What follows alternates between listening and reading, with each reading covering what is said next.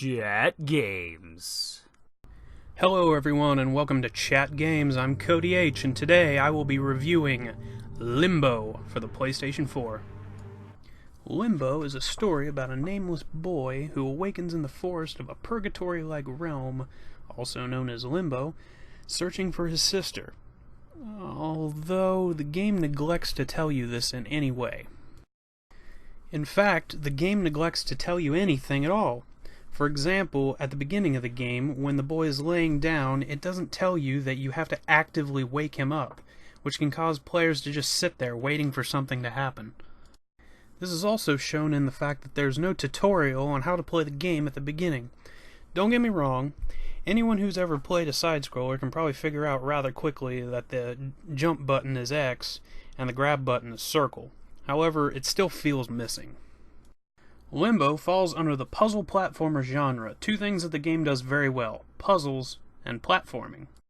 For the platforming aspect, controls seem tight and responsive, which can allow the game to throw several things at you in quick succession, which can result in some pretty fluid sequences.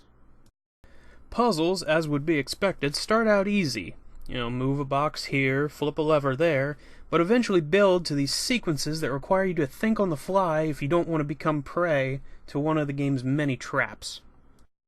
The art style and minimal use of music add to the overall melancholy feeling of the game. However, the minimal use of music also allows the player to focus on the plethora of sound effects used over the course of the adventure. These sound effects can be used to fit the environment, warn the player of certain obstacles, or bring one of the many ways to die to life. Speaking of death, let's run down 25 of the many ways that I died while playing Limbo.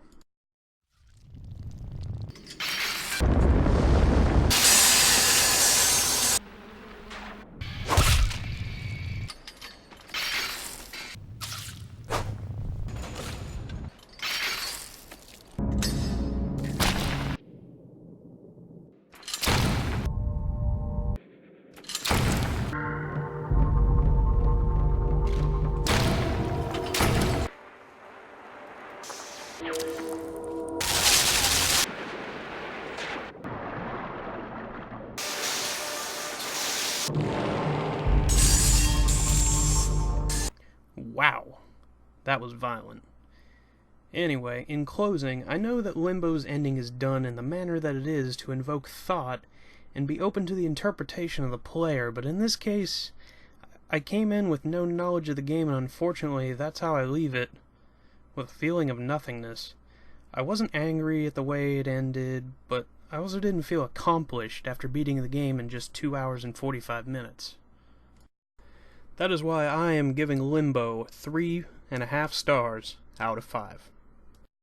If you are interested in Limbo and want to check it out, it is available on Wii U, Android, iOS, PlayStation Vita, Xbox One, SteamOS, Linux, OS X, Microsoft Windows, Xbox 360, PS3, and PS4.